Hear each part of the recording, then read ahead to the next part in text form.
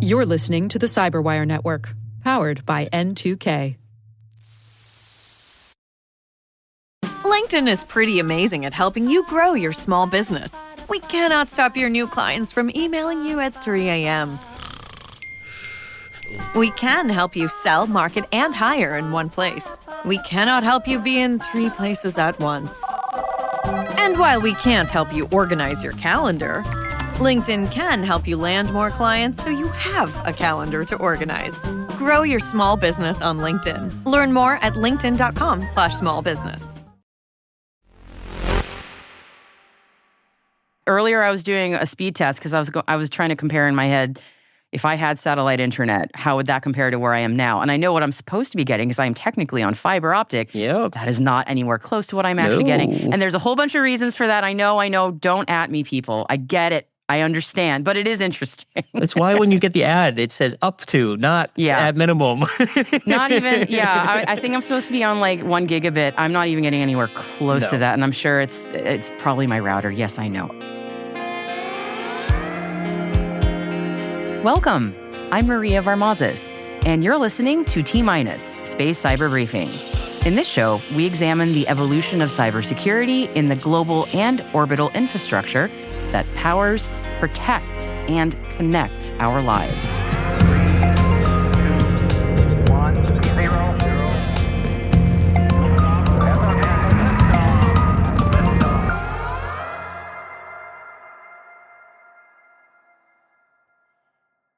Hi, everybody. Maria Varmazes here, and I am super excited that T-Minus is back. We're now a weekly podcast, the T-Minus Space Cyber Briefing. And you might have noticed that we have a new dedicated focus on 2 great things that are even better together, and those would be space and cybersecurity. And the reason for this new focus is because whether we realize it or not, we all depend on space-based systems that are increasingly internet-enabled. And so many components of international business, national sovereignty and security, and of course, our daily lives, run on and are dependent upon space-based infrastructure. So I thought for our first Space Cyber Briefing today, why not start with some foundational knowledge about the internet in space? Not just satellite broadband, but also what's being built right now to one day perhaps supplant terrestrial internet infrastructure. And because the space domain is increasingly a geopolitical hot potato, I thought it'd be great to get a geopolitics expert in on this conversation with me. So joining me today is my N2K colleague, Ethan Cook. Hello and welcome, Ethan. Hey, good to be here. Hello, everyone. I am Ethan Cook, and I work over on the Caveat Show, which is our cyber law and policy podcast. Key contributor over there, and man of many hats here at N2K. Thanks for joining me today, Ethan. I appreciate it. So, Ethan, I'm curious, when you hear the phrase internet in space, I imagine a bunch of things come up to you. So what do you think? Yeah, so the first thing that comes up, and I think everyone's going to echo this, is Starlink, right? You can't, they are not the first people to do it, but I think they are the most commercially widespread known people to do it. Yeah. They obviously have their competitors. They have other people who offer different services, but I think they really have, in my mind, as someone who's not an expert at all in this space, stand out by and far as like the clear winner or leader of the pack. Absolutely. I think the other thing that stands out to me is the disruption. When I think of internet space, the disruption of traditional internet, right? Like, we always think about, fiber optic cables or the ability to, get a router into your home, set up a traditional internet system. And we've talked about from the policy side, how this has really disenfranchised rural America and, farmers getting access to internet there, and how we still really haven't gotten broadband to most of America in a really successful way. The BEAD program is still kicking. To say nothing of global internet access, truly. Exactly. I mean, yes. Yeah. And that regardless of Starlink or not, that this is a disruptor to that both problem and the solutions that we've been proposing. Yeah. Yeah, I mean, thinking of Starlink first and foremost is totally valid, and I think almost everybody would agree with you, as those have become almost synonymous, internet in space and Starlink, and that's kudos to SpaceX for making that happen, because as you mentioned, they're not even close to the first to even attempt satellite broadband internet, and certainly internet in space. I'm using air quotes, which audio listeners can't see me doing that, but I'm using air quotes around that. There are different ways that one can even define internet in space. Like there's internet that one can access terrestrially that is routed through spacecraft on orbit, like a Starlink satellite. But there are other visions for what internet could look like in space. And and I've heard some very sci-fi ideas around that, but some of them are actually a lot closer to reality than I think some people might realize. So I figure maybe we get into all of that today, real quick, right? Why not? Let's just dive into it. Yeah. So, all right. So why don't we talk about, let's do some myth busting or some myth confirmation about how it actually all works. What internet, if you are a terrestrial user in a rural area, because generally anywhere that fiber or cable internet does not exist, which is a lot of the world. Yes. If you want half-decent internet access, you are not going to try and rely on cellular. You're going to probably try and use satellite. Yep. So, Ethan, I know the answer to this question, but I'm curious, do you understand how the mechanics of all this work? Like, could you describe it for me? Could I understand? I can. That's a good question. It's okay if you don't. What I can give you is maybe a basic explanation from what I get is that sounds great. There are two real main categories of satellite internet from what I can understand. There's LEO and GEO. LEO being you're low going Earth. way into it first. Yeah, you're going okay. way into it. Okay, is that way okay. into it? Maybe. Yeah, I was gonna say start with like you are on the ground. Yeah. You want internet. How does it come to you at your place on the ground? Let's start there. So so if you are not going for space, obviously the easy ways to go through it are just getting a broadband provider to put it into. Your Verizons of the world, et cetera. Any of these companies that provide internet access, they come in, get the router into your home. But the biggest downside to that is they have to have set up in they have to have poles to route the actual cables to you, and B, even if they have that doesn't mean it's actually good because there have been, from a personal tangent, a lot of questionable concerns about, price throttling and speed throttling because they have monopolies over regions. And squirrels. Yeah, that too. Shooting lines, yes. Yeah. I say let them live though. Those guys are okay. Fair. If that is, we'll keep it in the rural America conversation for the moment because that's certainly what I'm most familiar with. While the federal government has been working very hard to expand that program and get that out, it's obviously had its complications. And traditionally, your alternatives were to get really, really, really inconsistent, and I think inconsistent is a generous term. Cellular connections, right? Yes. Which can be disrupted by any number of things. They could be disrupted. Squirrels again. Squirrels again. If you got a tinfoil hat on too, maybe. or a casual EMP. Anything. Exactly. Bad weather. You just throw something out of the loop, right? Yeah. And suddenly you are completely cut off, right? And I think as technology has continued to evolve, that obviously gets really concerning from a practicality standpoint when you're like, okay, I have all this tech equipment that requires always online or consistent online access, and I can't connect to anything because reasons. Yeah.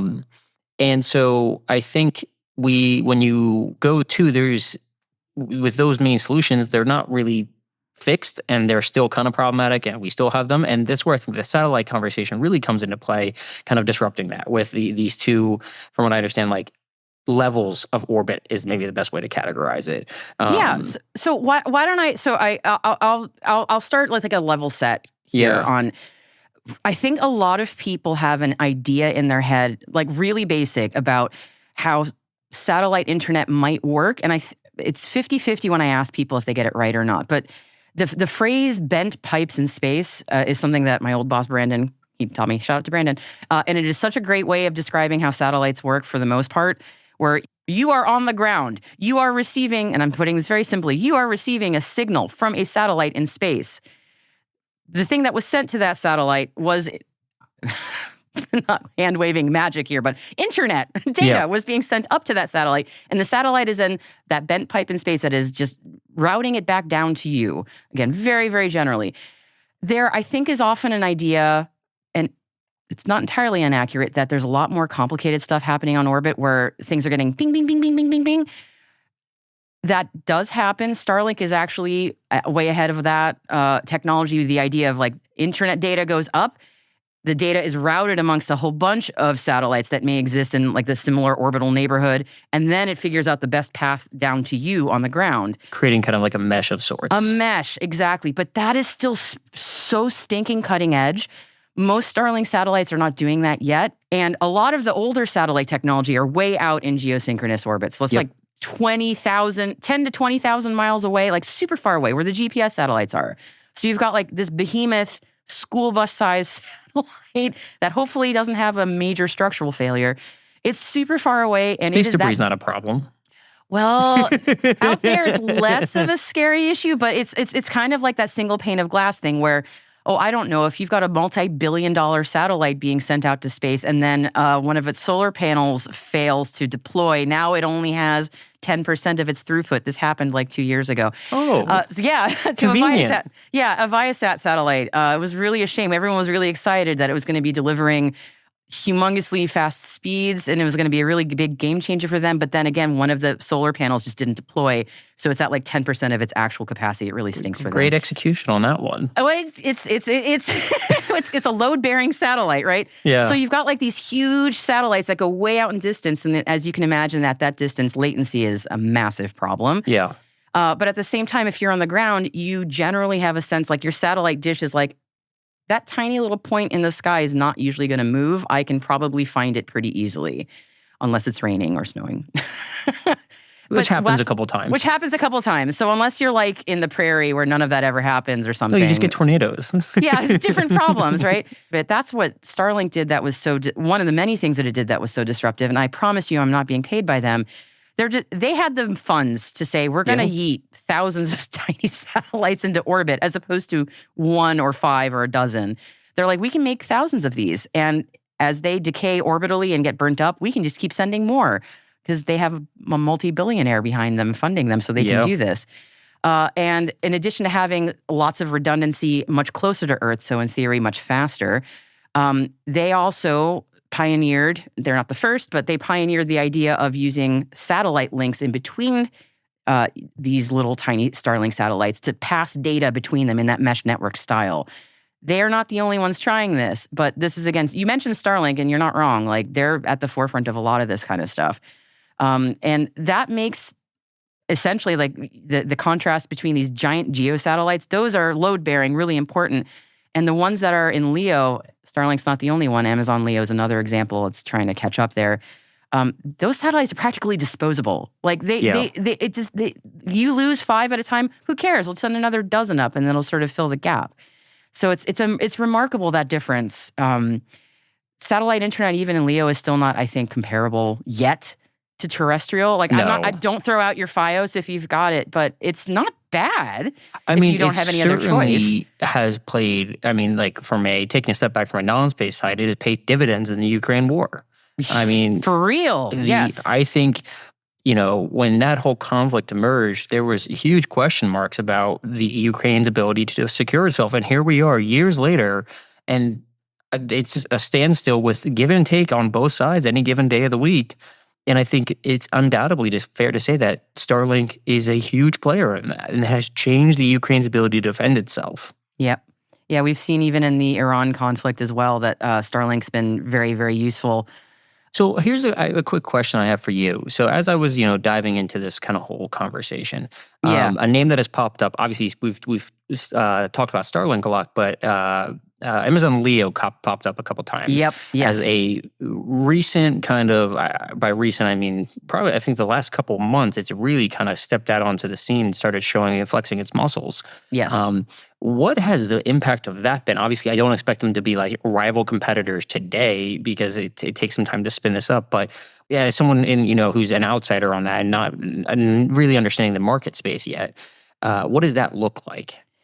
I mean, I think it's still as the time of this recording, it's still very early. I mean, Amazon LEO does have a few satellites up there, and they're always working on launching more. Starlink is so far ahead of everybody else, and they've eaten everyone else's lunch so much that it's going to take a lot for Bezos, frankly, to catch up to Elon. I mean, it is a little bit of the battle of the billionaires going on there. But I think if anything, it's a market signal that Starlink is not going to have the monopoly forever. Yeah, I figured that was certainly- unsustainable. Yeah, it is. I mean, and like Starlink does have the first past the post advantage here, and they have certainly eaten the lunch of the sort of the more established long-term satellite broadband providers who'd been around since like the 90s.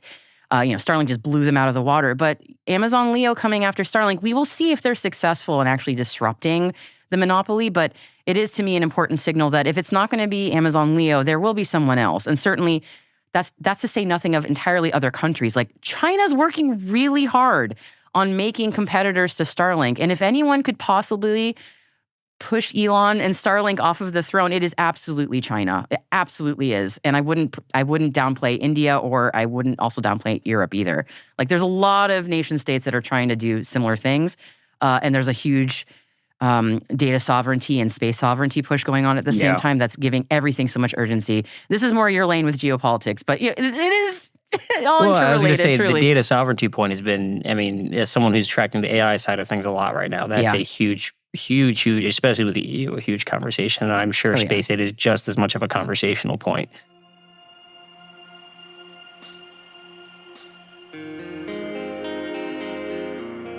We're going to take a quick break now.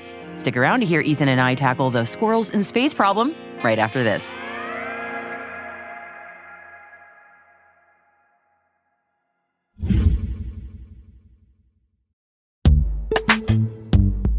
Most environments trust far more than they should, and attackers know it.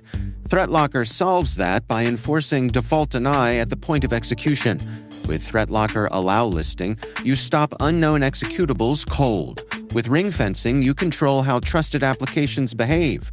And with ThreatLocker DAC, Defense Against Configurations, you get real assurance that your environment is free of misconfigurations and clear visibility into whether you meet compliance standards. ThreatLocker is the simplest way to enforce zero-trust principles without the operational pain. It's powerful protection that gives CISOs real visibility, real control, and real peace of mind. ThreatLocker makes zero trust attainable, even for small security teams. See why thousands of organizations choose ThreatLocker to minimize alert fatigue, stop ransomware at the source, and regain control over their environments. Schedule your demo at threatlocker.com/N2K today.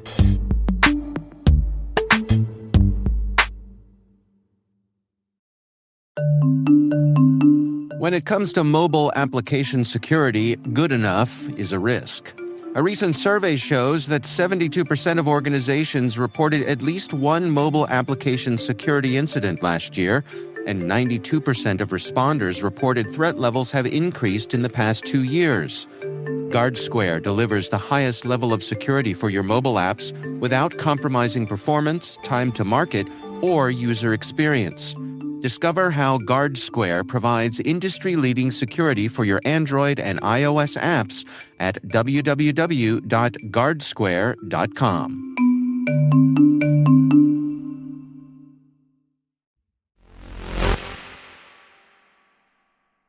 Well, something that I've kind of always, maybe pet peeved is not the right word, but for a lack of a better word, is the single point of failure, it feels like, with Starlink. And this is not something that's unique to Starlink for fairness. Like, as always felt, for space in general, there's been very few players that eat up a very large majority of the space. Yeah. And the great thing about that is that you can, there's a ton of focus. There's a momentum. There's a drive to it. The bad thing about that is if it's ineffective or the solution's not great, it kind of stalls out and nothing really happens. Yeah. Or it's wasted tax dollars, whatever the situation is. With, we bring up Leo, emerging as another competitor, not there yet, but we also bring up the various nations kind of talking, trying to compete. It feels like that's sort of a reaction to that single point of failure, being like, Starlink is really great and we should utilize it, and it's a service we should invest in from a federal standpoint, from a commercial standpoint. But on the same line of thought, maybe it shouldn't be the only service that provides this. Is that a fair characterization? Oh, is that something that you is there? totally got Okay. it. Yeah, absolutely. And I think this is all happening concurrently with conversations about, and this will surprise nobody listening to this, how important the internet is to us all in our daily functioning, not just as civilians, but also governments and militaries. So and how fragile terrestrial internet access can truly be, especially in contested waters or in conflict zones. So a decade ago, the idea of a military trying to become really dependent on space-based or space infrastructure for internet was kind of like, that sounds nice, but we're not going to put all our eggs in that basket. The mentality is totally switched 180. to, like it is actually a viable thing. We're not there yet. And I feel like I'm going to be saying that phrase so much. Like, we're not there yet. But it is actually, the cost of launch has gotten so much cheaper. And that is, again, unfortunately, thanks to SpaceX. It has gotten so much cheaper to launch things. And the technology has come along far enough that there are genuine, viable conversations about building essentially a brand new internet on orbit that could learn the lessons that we all made, thanks DARPA, with the terrestrial internet that would be, in theory, more resilient and not as prone to the same problems that we've had with the grand old internet that we all know and love. And not a huge surprise that this is sort of being rolled out right now for the U.S. military first, with a bunch of very they made the internet to begin with, right? Yes, truly. So maybe coming to an outer net near us in a few decades when the military decides, like, we can now have it. I don't know. But we needed laser communications between satellites to be a viable thing. That has now happened. So that needs to happen at a much broader scale. We needed much cheaper launch access to launch. We now have that. We needed the space industrial base to kind of be spun up enough that they could produce things at scale. That is happening. And there needed to be sort of a business case of why would we want internet in space to, instead of the good terrestrial one with all the cables and stuff. And the answer is people keep cutting cables, or it's really, really easy to mess with the internet on the ground. And or it's a harder squirrel. to do it. Or a squirrel. No space squirrels yet, as far as I know. Yet. Yeah. We'll send one up there. We got none of the animals up there. We can get a squirrel up there. Honestly, yeah. So, I mean, if you've heard of like the Space Development Agency or the SDA, I don't know if these are acronyms that are familiar. Yes, but I know it's SDA. Yeah, so they're definitely, for folks who are interested in the idea of a brand new internet being built on orbit, that's definitely the organization I would be keeping a close eye on, because they're sort of working on that right now with these proliferated warfighter space architecture, the PWSA, if I'm remembering what the acronym stands for. And that their whole idea is we need to get away from dependence on terrestrial internet. We're going to make a more resilient space internet for the warfighter, but really, I think inevitably we all will get it. I'd like to think so anyway. I mean, it's inevitable. It's inevitable. Yeah. We've had AI for years, and now it's available to the public. Now we get it. Now we get the shinies. It's true. But between the military's going after something like that, and also we have more consumer devices that are speaking directly to satellites. Like my phone can now use satellite signal. It's not like it was not that long ago where you had to have like the big chunky satellite phone and like pray that you could get access to the right thing. Now it's anyone's iPhone or Android can just access a satellite. From a cybersecurity perspective, it is a fascinating opening of the threat landscape because now, now everybody's got an endpoint that now works with satellites. So that's going to be fun. I wish everyone the best of luck on that one. But there's also direct-to-device IoT for devices that are, like in Antarctica or, industrial control systems. Instead of saying, somebody's got to drive around in their van or whatever, or hope you've got cellular connection.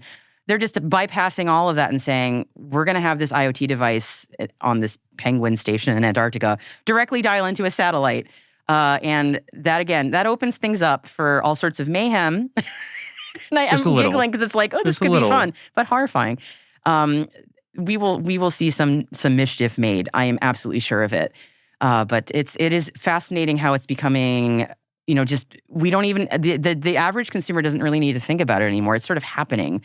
And the implications of that are just wild. And pretty soon, maybe soon being 10 years in space time, I don't know, we may just be randomly accessing all of the internet via space-based infrastructure. Well, it feels like some of the other big talking technology points that we've talked about for a while, like quantum AI, like AI is already here, but fully functioning AI, like these things that have been like promised scientifically for a while and have never really materialized are all kind of coming about right now. And it's very fascinating to be like, oh, okay, all the things that were theory 20 years ago are now like very much here in like 5 years, 10 years. Yeah, and it's always follow the money with this stuff. I mean, when you've got the billionaires going, I think there's money to be made in this, it's probably because there is.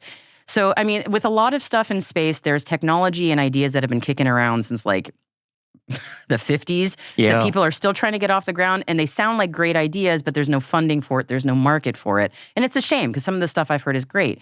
But satellite internet, space-based internet, if you want to call it that, there's money there. There's money there. It is a gold rush for sure. And I think for all the discussions about like orbital data centers and all that, that's a whole other thing. We're going to the moon. We're going to the moon, to the moon. The internet that has got its infrastructure largely in space is a gold rush for a good reason. There are always going to be limiting factors like the weather, availability of that satellites. Darn weather. Yeah, like if it rains really hard, you might not get great internet connection. But if your internet can be routed to another satellite that's maybe over a clear place that's then beaming down to a ground station, and then maybe you get it terrestrially that way. I don't know. There's all sorts of ideas here. But the whole idea of a satellite merely being that bent pipe for data in space, that is the old model. And that I think is largely going to be going away. We're going to be moving over to that mesh idea. We already are. And just not one bent pipe, but multiple many bent pipes. Maybe pipes that are piped to each other. Yeah. And that are disposable we're leveling pipes. up. It's true. But what does that mean from a security standpoint when you've got all of big problems? So for people whose jobs are to secure the internet, and if you feel like your job has been done, I know that nobody thinks that. If you would like a new challenge, there's a brand new internet being made just for you. We look forward to your attempts. Yes, hacking a satellite from the convenience of your own home or from your phone, whatever. that penguin center in Antarctica is a key target now. I hope those penguins are going to be okay. Maybe the squirrel's going to go after them. I was going to say, send the squirrels after them. As I sit back and kind of think about what this looks like over the next 5-10 years, I don't think any of the major players are going anywhere, and I don't think that I don't think Starlink is going to be unseated in 5 years. Like, come on. Would be interesting though. But it would be very fascinating, but I don't think so. I think it really reasonably, I think it's going to kind of turn into, if anything, it would turn into where we see where like major AI is right now. You have Anthropic, you have OpenAI, you have Google's AI, and they kind of all compete simultaneously for each other, and they're all very profitable. Well, not profitable. They don't make money, but they all are big players, I should say. Yeah, I mean, Amazon would love for Amazon Leo to become neck and neck with Starlink. I know that they're gunning really hard for that. So and I think we'll as watch that one. We see the money. I think your point on, I guess the thing that I am very fascinated to look into and continue to track for the next couple of years is where the money in government contracts are going. Because I think that will be very, very indicative of what this looks like and who is building it, which I think is just as important. Yes. Yeah. There is a lot of talk, and you'll hear me talk about it. I'm sure, Ethan, you and I have talked about it also, about the commercialization of space, a real thing that is happening. But truly, the number one customer for a lot of these things is still government contracts. Yep. I mean, it truly is. So when you're following that money, look at what governments are putting their money into. That will still reveal a whole lot. Have fun diving through spending bills. I know. If you're good at that, then you will have a blast. Yeah. I mean, I did want to mention, I feel like I should mention the NASA side of things because this is just random, but I remember a lot of people saying during the Artemis 2 mission, like, why was the video quality from the moon? I cannot believe I'm saying this. Why was the streaming video quality from the moon worse than your average Twitch streamer? And aside from me wanting to like smack people who said that, I just want to emphasize that the infrastructure that Artemis 2 is using to get that data back to us is from like the 80s. You're telling me I can't get a perfect image of Jupiter anytime I want at a live stream rate of 1080p? People's expectations are wild. But I mean, it's like, the moon's only 250,000 miles away. So, just right next door. Right? It's like a mini marathon or two. Right.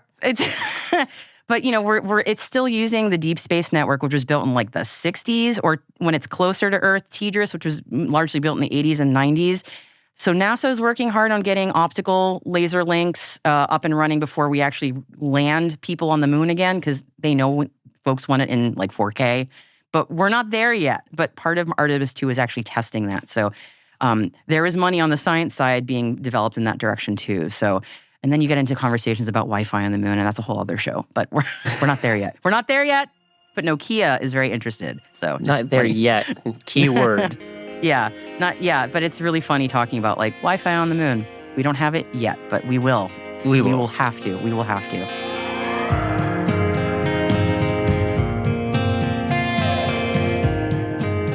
Well, that's our chat for today. Ethan, it was a joy and a pleasure to speak with you today. Thank you so much for chatting with me. Yeah, thank you for having me on. Yes, we will. And that's T-Minus Space Cyber Briefing, brought to you by N2K Cyberwire.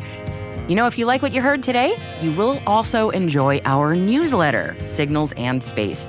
You'll get research and notes pulled together by our producer, Ethan Cook, and me, along with this week's top space cyber news stories. You can subscribe by visiting thecyberwire.com/newsletters. And again, that newsletter is Signals and Space. We'd also love to know what you think of this podcast. Your feedback ensures we deliver the insights that keep you a step ahead in the rapidly changing cybersecurity landscape. If you like our show, please share a rating and review in your podcast app. You can also fill out the survey in the show notes or send an email to space@n2k.com. We're proud that N2K Cyberwire is part of the daily routine of the most influential leaders and operators in the public and private sector, from the Fortune 500 to many of the world's preeminent intelligence and law enforcement agencies. N2K helps cybersecurity professionals grow, learn, and stay informed. As the nexus for discovery and connection, we bring you the people, technology, and ideas shaping the future of secure innovation. Learn how at n2k.com. Thanks for listening to T-Minus. I am your host, Maria Varmazes. The show is produced by Ethan Cook and Liz Stokes. We are mixed by Elliot Peltzman and Trey Hester, with original music by Elliot Peltzman. Our executive producer is Jennifer Iben, with content strategy by Mayan Plout. Peter Kilpie is our publisher. See you next week.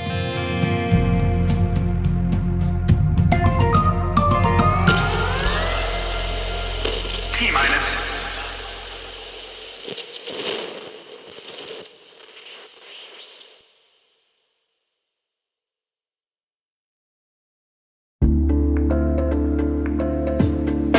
Maybe that's an urgent message from your CEO, or maybe it's a deepfake trying to target your business. Doppel is the AI-native social engineering defense platform fighting back against impersonation and manipulation. As attackers use AI to make their tactics more sophisticated, Doppel uses it to fight back, from automatically dismantling cross-channel attacks to building team resilience and more. Doppel, outpacing what's next in social engineering. Learn more at doppel.com. That's DOPPEL.com.